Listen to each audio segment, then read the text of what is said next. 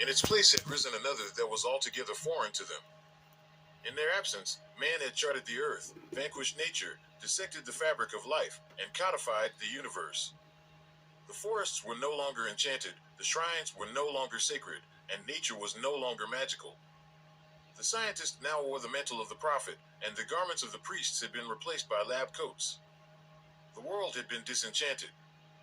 It was then, having demystified the earth and awash in his newfound powers, that man decided he had no need of any god.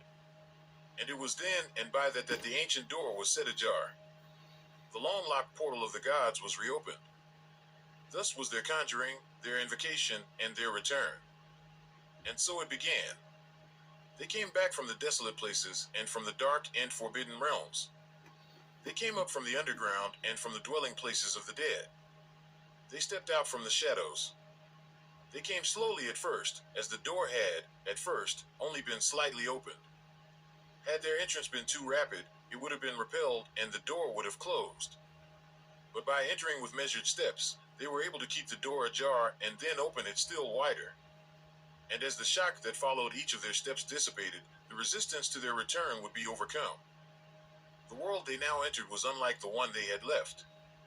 In the former world, cities glowed with the light of oil lamps and walls were adorned with carved images. But in the world they entered, cities were illuminated with electrical currents and images of light moved across billboards and movie screens, television sets, and computer monitors. The gods could not rule over the modern world as they had over the ancient, not in the same way. But they would rule over it. They would not return to the high places and groves or to their ancient shrines and temples. They would inhabit the new seats of power by which the modern world was led and make of them their thrones. They would come upon the movers and influencers of modern culture and make of them their instruments. To gain dominion over the modern world, they could not appear as they had in ancient times. Though there was still a remnant of those who worshipped them and who called them by name, they were of the fringe. To the modern mind, the gods did not exist, and few would serve them if they believed they did. So the gods came back in disguise. They altered their appearances. They took on new identities and gave themselves new names. They came as spirits of enlightenment, freedom, and power. They came as secular gods, new gods, alternate gods, gods that granted godhood, gods that denied that they were gods, and gods that declared that there were no gods. They came as gods of the modern world. And so the gods returned.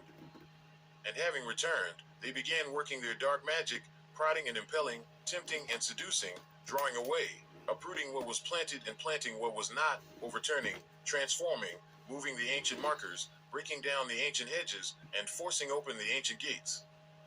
And as the seeds of their planting came to fruition, and their spirits infused more and more of the modern world, they grew still more powerful. And so the gods now dwell among us. They inhabit our institutions, walk the halls of our governments, cast votes in our legislatures, guide our corporations, gaze out from our skyscrapers, perform on our stages, and teach in our universities. They saturate our media, direct our news cycles, inspire our entertainments, and give voices to our songs. They perform on our stages, in our theaters and stadiums. They light up our television sets and computer screens. They incite new movements and ideologies and convert others to their ends. Empfindliche Zähne und Zahnfleischprobleme sollte man zusammen angehen. Also ich empfehle meinen Patienten Sensodyne Sensitivität. And convert others to their ends. They instruct our children and initiate them into their ways. They incite the multitudes. They drive otherwise rational people into irrationality and some into frenzies, just as they had done in ancient times. They demand our worship, our veneration, our submission, and our sacrifices. The gods are everywhere. They have permeated our culture. They have mastered our civilization. The gods are here. To begin the mystery of the gods, we must go back to ancient times and to the entities known as the Shedim. Chapter 3, the Shedim. The gods were everywhere. Planet of the gods. They haunted the ancient world. The fact that in the past 2,000 years they have not been everywhere is an exception to the rule. For most of recorded history, the gods were in every land and enthroned on the pinnacle of every major culture and civilization, from the god Enlil of Sumer to Ra of Egypt, Amarok of the Arctic, Kukulkan of Central America, Wotan of Northern Europe, Dionysus of Greece, Obatala of Africa, Tiamat of Babylon, Bishia of China, Oro of Polynesia, Ahura Mazda of Persia, Purin of Russia, Shamash of Assyria, Dagda of Ireland, Juno of Rome, Shiva of India, and a countless multitude of others. Wherever there were people, there were gods. They reigned over nations, over cities, over cultures, over nature, over the underworld, and over the heavenlies. Their presence permeated the lives of their subjects. The people were bound to them. That the gods could appear in every land, transcending the many differences, distinctions, and barriers of culture to become a near universal part of human life is a strange and peculiar phenomenon. To modern sensibilities, the phenomenon of the gods is the product of man's imagination, his projections, his fears, desires, and fantasies. That is certainly part of the story. But what if there was more to it? What if there was another dynamic in the mix, another realm? The Devastators. In the book of Deuteronomy, Moses speaks of a people departing from God and turning elsewhere.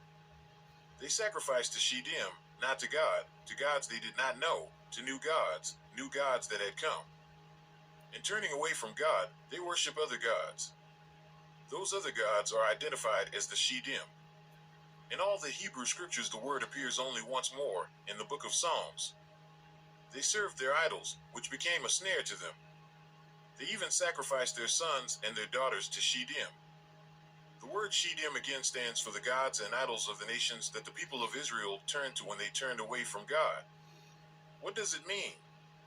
Shittim comes from the Hebrew root word shud, which means to act violently, to lay waste, to devastate, that which brings destruction. In ancient Babylonian writings, the word Shittim or Shidu speaks of spirits, protective or malevolent. The latter case would match the root word from which the word Shittim derives. A malevolent spirit would lay waste and devastate and bring destruction. The Daimonia. When the ancient Jewish scholars rendered the Hebrew Bible into Greek, in a translation known as the Septuagint, they had to find the right word in Greek to stand for Shittim.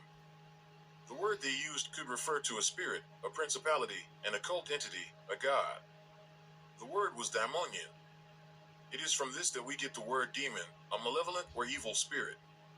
In the Jewish world, the Shittim are demonic spirits. So the Septuagint translates Deuteronomy